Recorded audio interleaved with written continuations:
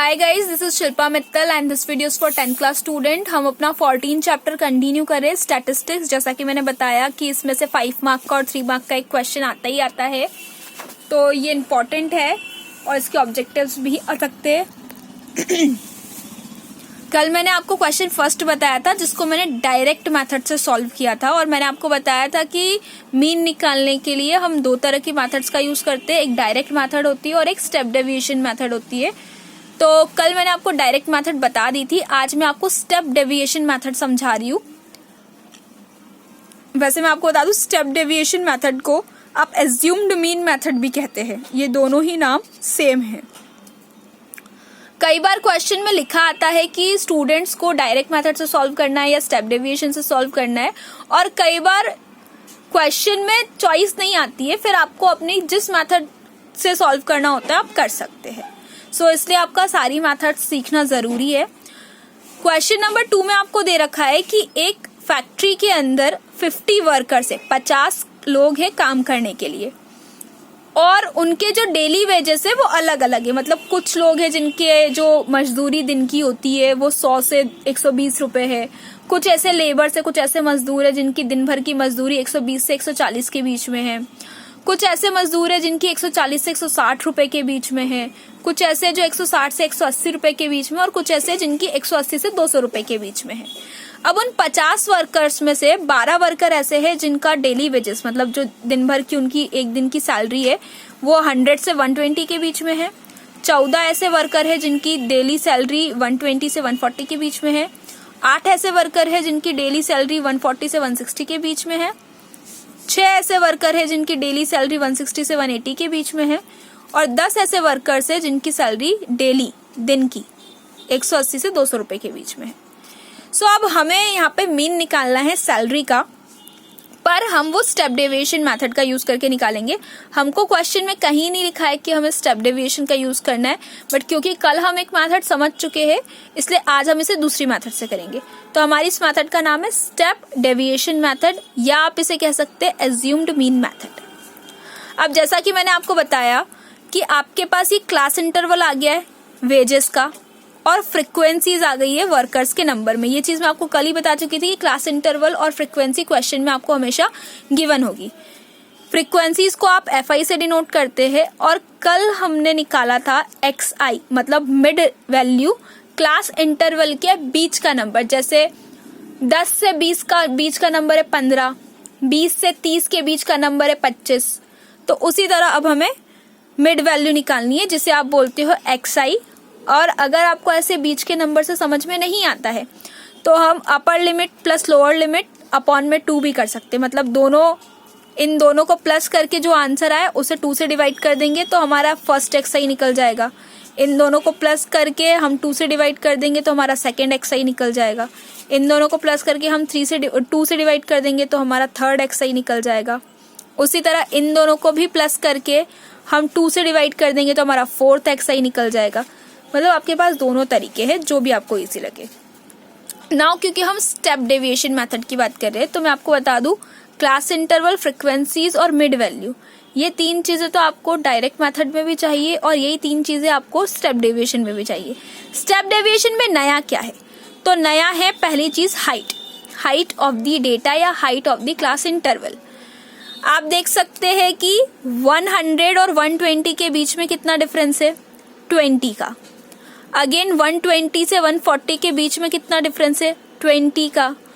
फिर 140 से 160 के बीच में अगेन 20 का डिफरेंस है। 160 से 180 के बीच में फिर 20 का डिफरेंस है, और 180 से 200 के बीच में फिर 20 रुपीज का डिफरेंस है। मतलब आप देख सकते हैं कि हमारे हर एक क्लास इंटरवल में जो गैप आ रहा है वो 20 का ही है। तो इसीलिए हमारी हाइट ऑफ डेटा क्या होगी? 20। हमारा हाइट ऑफ क्लास इंटरवल क्या होगा? 20 की। आप किसी भी क्लास इंटरवल को देख लीजिए, आपको हमेशा upper limit minus lower limit जब भी करेंगे आपको 20 मिलेगा हमारे इस क्वेश्चन में। कुछ क्वेश्चन में इससे ज्यादा भी हो सकती है, कुछ क्वेश्चन में इससे कम भी हो सकती है। तो ये हमारा चौथा फैक्टर था स्टेप डेविएशन मेथड के लिए। क्लास इंटरवल हमारे पास है, फ्रीक्वेंसीज हमारे पास है, हम मिड वैल्यू निकाल सकते हैं इस फॉर्मूले से, और हाइट हो गई हमारी क्लास इंटरवल की 20।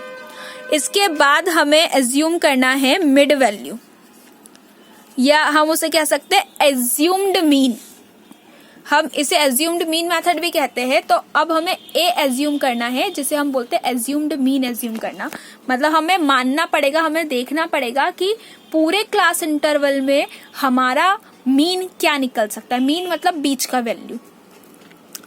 आप देख सकते हैं कि ये जो क्लास इंटरवल है 100 से स्टार्ट हो रहा है, शुरू 100 से हो रहा है, और इसका एंड कहाँ पर हो रहा है, 200 पे हो रहा है। ये क्लास इंटरवल शुरू 100 से हो रहा है और एक क्लास इंटरवल एंड हो रहा है 200 पे। तो 100 से लेकर 200 के बीच का मीन क्या होगा, बीच की वैल्यू क्या होगी? तो मिड वैल्यू होगी बिटवीन 100 to 200। 100 से 200 के बीच का जो नंबर होगा वो होगा 150।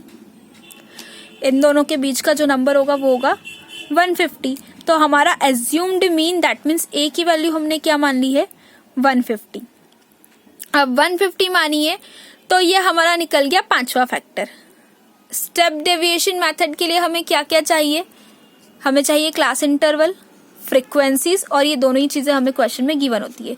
देन एक्सआई जिसे हम मिड वैल्यू कहते हैं वो हमें पता है हमें कैसे निकालनी है। Then height of the class interval, कि किसी भी क्लास इंटरवल को ले लिया जाए डिफरेंस हमेशा सेम आना चाहिए। तो हमारा यहाँ पे क्लास इंटरवल का डिफरेंस 20 है, तो हाइट क्या हो गई हमारे क्लास इंटरवल की, 20। उसके बाद हमारी सबसे छोटी लिमिट थी क्लास इंटरवल की 100 और सबसे बड़ी लिमिट थी क्लास इंटरवल की 200। इन दोनों के ही बीच का डिफरेंस, इन दोनों के ही बीच का जो मिड वैल्यू है, बीच का जो नंबर है वो है 150, जो इन्हें हाफ ऑफ पार्ट में डिवाइड करता है। तो एज्यूम्ड मीन हो गया 150। अब हमें निकालना है DI, UI and FI UI। हम 5 फैक्टर्स निकाल चुके हैं। अब हमें ये 3 फैक्टर्स और निकालने हैं जिससे हम अपने फॉर्मूले में पुट कर सके। मैं फिर से रिपीट कर रही हूँ, एज्यूम्ड मीन निकालने के बाद हमें DI, UI और FI UI को फाइंड आउट करना है। सो अगर हम नेक्स्ट स्टेप देखें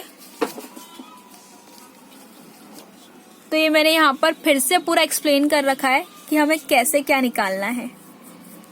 सो this is our class interval, ये हमारी फ्रीक्वेंसीज है, दोनों ही आपको क्वेश्चन में गिवन है, इसमें कुछ अलग कुछ चेंज नहीं किया हमने।